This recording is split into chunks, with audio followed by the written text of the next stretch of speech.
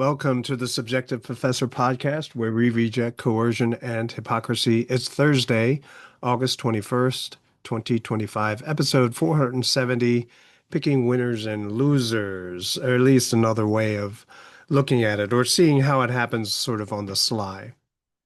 Um, so picking the process of picking winners and losers happens through policies which benefit some people and not everyone. And so here are a couple examples of what I mean by that. So the Ukraine blew up or attempted to blow up a pipeline to Hungary from Russia. Uh, why did Ukraine do this? To punish someone, to punish Hungary for not joining in the rah-rah pro-war cheering?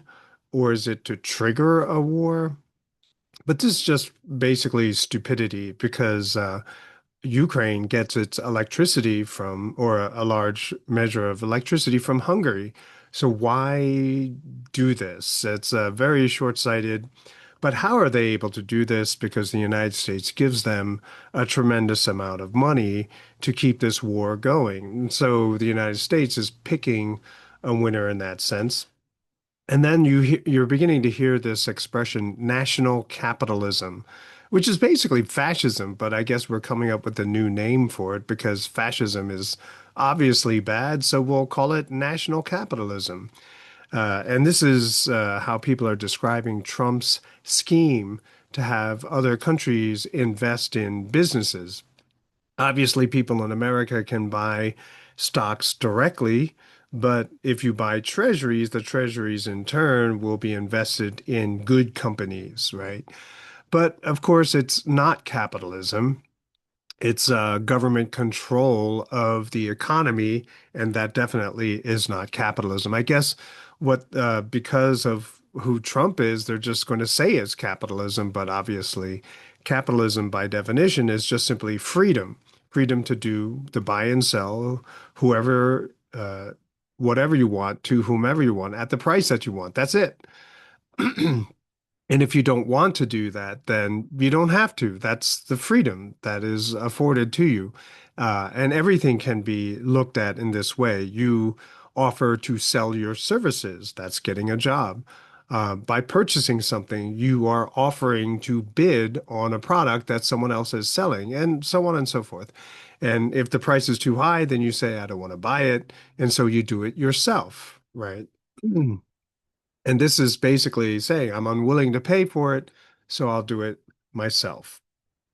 So that's capitalism. And so all of this other nonsense, they're going to use the word capitalism, but it is not, strictly speaking, on this channel, capitalism. But this is a way to rescue treasuries, that is the government monopoly on the currency that we have in this country. The treasuries, the savings bonds, the T-bills, whatever they're all called, they're all in trouble and no one wants to buy them. And so therefore, um, it's a scheme to try to trick people into investing in the United States again, right? So you're going to be buying companies. Again, it's a bailout, right? You're picking the winner, which is the Federal Reserve, and you're picking all of the losers as well, everybody else. So this is not going to end well. But to make sure this plan moves forward, Trump even goes even deeper in this whole picking of winners and losers by trying to pack the Fed, right? And so certain people are resigning, other people are being appointed, and more people are commenting on the fact that Trump is basically trying to get a committee together that will, in fact, lower interest rates for him, as if this will be the wonder solution for all of the problems of the United States.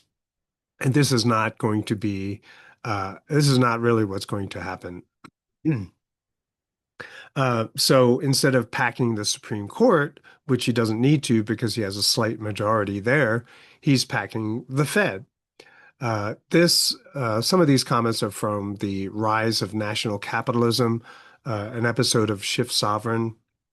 And clearly they comment that it's not going to work. But again, And it's because there's the precedent of freezing Russian assets, right?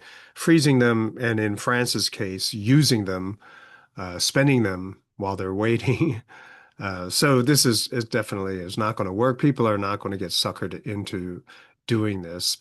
By the way, I read an article this morning. I think it was from the Ron Paul. It was posted on the Ron Paul Peace and Prosperity Institute, Ron Paul Institute for Peace and Prosperity. Oh my goodness, on their website, and it talked about the failed bond auction in Argentina. So I guess 30% interest on treasuries, national treasuries, is pretty much as high as you go. If you go to 30%, it shows that your country's in trouble. But you need to have it high in order to entice people to invest in your economy. And what is it? Argentina had it at 61% or thereabouts. And still, they weren't able to get all of the bonds sold. Only like two-thirds of what they put on sale were actually purchased by others. And this means that no one has any confidence in Argentina. What was that article? Let me bring that up right here. It was Javier Milei Unraveled, No Crying in the Casino. And again, that was from the Ron Paul Institute for Peace and Prosperity website. And it goes into all this other, it wasn't 61%, it was 69%. And only 61% was able to be rolled over. So it's a big problem, and it's a lot worse than that. But again, uh, it shows that Argentina Javier Milei, he's actually fake. He's not, and Daniel McAdams, and I mentioned this too when I first started talking about Javier Milei, is that Daniel McAdams, who co-hosts with Ron Paul most of the days of the week, he said that he's a CIA op, right? He's an operative of the CIA, and so he's not going to do all of the things that he's promised. And so Daniel McAdams was correct in that assessment. If you want more details on how Argentina is actually still a basket case, or actually even worse, you can check out that article. Then another thing that we see in the news, and sort of this picking of winners and losers phenomena, is Elon Musk tweeted that he is going to be backing Massey in 2028. I don't know if he formally said it, but I saw a meme that said that. And I can already imagine people saying, "Oh, look, he's uh, getting involved in election interference, a rich guy, trying to corrupt the system." Well, look, the system is already corrupt. Everyone already does this on the Republican side, the Democrat side, probably a little bit more. I get it feels like on the Democrat side. But this is great because Massey is, although he's not 100% libertarian in the Ron Paul sense, he is pretty much 98%, 99%, very similar to Ron Paul. Back in 2012, when Ron Paul was running for president, Thomas Massey supported him in Kentucky. He was one of the new state senators at the time, and he went on to be a House of representative. So I would take him in a heartbeat over Trump or even J.D. Vance. His knowledge of economics, uh, current affairs in the United States and overseas is far and above more than anyone we have right now. And I'm hoping that if he does do that and he wins, then he would be able to pick a cabinet that actually know what they're doing. It doesn't surprise me that Elon Musk is announce or at least kicking around the idea that he would do this, right? Because this is consistent with what he's been saying ever since he started supporting Trump. This is what he wanted, um, and I believe that Elon Musk is not a politician. He's someone who really wants to save the United States, and he's consistent in this for the most part. And I talk about this a little bit more in episode 405. Monaco64 on his channel today, his episode was Can the BIS Be Trusted to oversee the gold market. And the BIS, if the Bank for of International Settlements, is discussed in a book which Monaco frequently talks about, the Tower of Basel, and it's a creation of central banks and J.P. Morgan after the World War One League of Nations thing, right? Uh, and it's basically if you want money to fund wars and all the shenanigans that government want to involve themselves in, you need money. And the BIS became that entity. All of the central bank chairs all meet at the BIS, which is located in Switzerland, an extra national organization, right? So you have to have a passport for that. So all the Federal Reserve chairs, they have a second passport, uh, to get into to attend the uh, bi-monthly meetings for the BIS. And basically, the reason why people are even talking about this is because people have lost control of the gold pricing to China. And now the BIS wants even more direct control over the gold pricing and the gold market as a whole. And to lose control of the gold means that you lose control of the ability to pick winners and losers. And so I think that would probably even be more fundamental to know and understand. I only know a little bit, enough to know that all of the stuff that we're seeing is fake. It's fueled by inflation, easy money. I think Thomas Massey understands this as well, and he would probably be able to take steps to eradicate that. So, speaking of picking winners and losers, government enjoys deficit spending so that they can continue to pick winners and losers. A town that is not doing so well under the same philosophy is the small town in Utah, Wellington, Utah. And so there's a meme going around that a small town in the United States is proposing to raise property taxes by 225%. So I'm reading from an article from the Economic Times published this morning, August 21st, 2025. The title is Small U.S. Town Proposes Massive 225% Property Tax Hike, Highest Increase in State, What It Means for Your Wallet. Okay, and so this is from the article, and I'm sure there are other articles, but you just need some basic details to be able to make a comment on it. All right, so here it is, a couple of lines from the article that I just cited. Under the proposal made by Wellington authorities, the property tax on a 256,000 residents would increase from $216 to $704, which is $487 per year more. The tax on a $256,000 business would increase from $393.47 to $1,280, which is $886 per year. A looming decision on the property tax hike was proposed on Wednesday by the Wellington City Council. Nationwide, according to a report by Redfin, property taxes rose by nearly 30% between 2019 and 2024, reaching a monthly median of $250.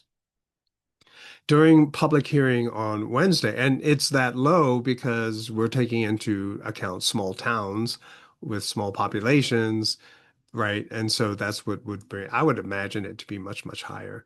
But anyway, Wellington Mayor Jack Clark told a room packed with residents critical of introducing such a steep increase that the hike was necessary. This is a pretty harsh thing to swallow, Clark said, as reported by Castle County Radio. The revenues generated by higher property taxes, he said, will be used for public safety, road repairs, utilities, and other operations essential to the city running. The mayor said his predecessor, Brad Timothy, started an effort to clean up the city's books, but a recent review of accounts unveiled the extent of the problems, as per Fox News. We know kind of where we're at. We know we're losing $70,000 a month, Clark shared. Clark explained that Wellington taxes hadn't gone up since 2017, even while utility costs, city payroll, and inflation steadily rose. City payroll. Wellington is a victim of its previous elected officials not being willing to make the hard decisions. A spokesperson for the Utah Taxpayers Association told Newsweek, while the mayor explained in his comments on Wednesday that those before him could have done more to prevent such a dramatic increase, he's now left having to figure out how to get the city in a good spot financially speaking. Seeing the severity of the financial situation, some have even grappled with the thought of life without Wellington. At what point are we better off just saying we can't afford to be a city and we go county? Asked resident Caleb Nelson. After nearly 2 hours of public comment, the city council voted to table the effort after hearing from residents, with hopes of working towards a better solution, which would need to be passed by October. All right, so those are some of the lines from the article, and here's my analysis, my subjective take on the matter. Um, I tried to look into what is the difference between being a city, right, Wellington City versus a county, right? So there's no Wellington City, we'll call it Utah Bankrupt County, right? What would be the benefit of doing that? And I looked very briefly, looked at some articles to try to figure out what the benefit is, like how this would reduce or solve the problem of this financial deficit. Well, most of the articles that I found, if not all of them, discussed what happens when you go from being a county to a city, right? You have a more centralized control of all of the services. And this is generally discussed in a positive way. Oh, yeah, instead of having all these people doing different things and having competition, now you have one central body of government telling everyone what service they need to use. Oh, isn't it so convenient? But in my head, I'm like, how is this good? How is this a good thing? Right? So you have a bigger government, which means you have more bureaucrats, people who work for that city government, who are now going to be tempted with corruption everywhere they look. Right. So, yeah, you're going to award a contract to do the trash collection for the entire city. That is a very nice contract. And so people are going to try to grease the wheels, in other words, pay people off in order to get that contract. Okay. So, how is this a good thing to become a city rather than simply be a county? The easiest way to get out of this mess is to cut government, fire a bunch of people. Look, you're losing $70,000 per month. You're going to have to cut some services. I can right off the bat, I can think of a couple of things to do. Fire a bunch of people in that mayor's office, right? That'll give you at least 20 or $30,000 per month, you savings. Get rid of the parks, right? Which means you don't need park rangers anymore. Oh, I think that would be the 70,000 that you need to get rid of.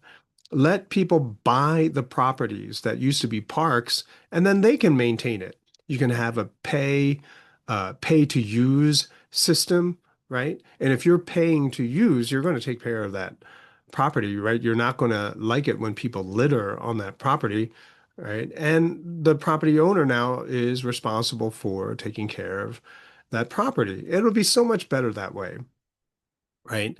And people who don't use parks anyway, you don't have to pay for it. And people who enjoy the park a lot, well, now you get to have a clean, safe park, right? As opposed to a city-controlled park. And you bail out the city, right? The city doesn't have this financial problem any longer. Plus, you introduce competition for services, right? Who can provide garbage service better? Who can do water management better? Who can do waste treatment better, right? And you have competition and the prices will come down. Easily, you could save $70,000 per month. But of course, they're not going to do that because they want to pick the winners and losers. They want to be able to pick the companies that will do the construction, that will do the waste management, that will do the water management. They want to pick and therefore reward specific people for those contracts. And that's why you have all of this, financial waste. Plus, you've given pay raises to all the city workers. Just fire all of them. If they're the ones that put you in the hole, right? And you have this hole, well, get rid of them. Hole is gone. It's just weird how people simply can't do it. The politicians can't do it because they know they won't be reelected, right? So they would rather force everyone in the town, I think it's 1,600 people, force everyone in the town to have to pay 225% more on their property taxes than take a pay cut or to lose a job, right? None of the bureaucrats are willing to take a hit. They're going to push it all on the rest of the people in the town. Why don't people think about that? I'm sure some people mentioned it, but that will never be a viable option. The government people, the elected bureaucrats, the people who are on the government dole, they will never agree to that, right? Because it's the easiest gig ever. Okay. Um, and finally, this is what people mean by framing the conversation. Not once, not a single time in that article did they talk about cutting the government spending, right? By firing people, not a single time was that even raised as an option. And so you're framing the conversation by saying, pay the taxes or you lose all of these valuable services, lose the services for crying out loud, right? There is no requirement to play on this field or to have a conversation framed in such a way. You can just blast that framing, uh, you know, as soon as possible. And once you blast that framing, you restrict the conversation to only discuss certain options. You propose a solution that works to the benefit of everybody. Even the bureaucrats who lose their job, they'll be better off, right? Because the taxes will return to back to where there should be, low, and even lower because you've got rid of all those government services and therefore got rid of all the corruption. And that's it. That's all you got to do. And I think I mentioned yesterday, uh, you know, if government doesn't want to cut itself, doesn't want to take a pay cut, then what they do is they try to milk even more money out of the people who live in the city. So the city that I live next to, they put up 5 speed cameras, just on this one single stretch of road, which basically means that they're doing it everywhere, all these other places as well. And so they just want more money so they don't have to take a pay cut, so that no one has to lose their job. All the corruption is preserved and the city gets worse, right? So this is basically the game that's being played. We don't have to play it. You just have to start advocating for better policies, not just on the local level, but also on the federal level as well. That's it for this episode, and I'll talk to you next time.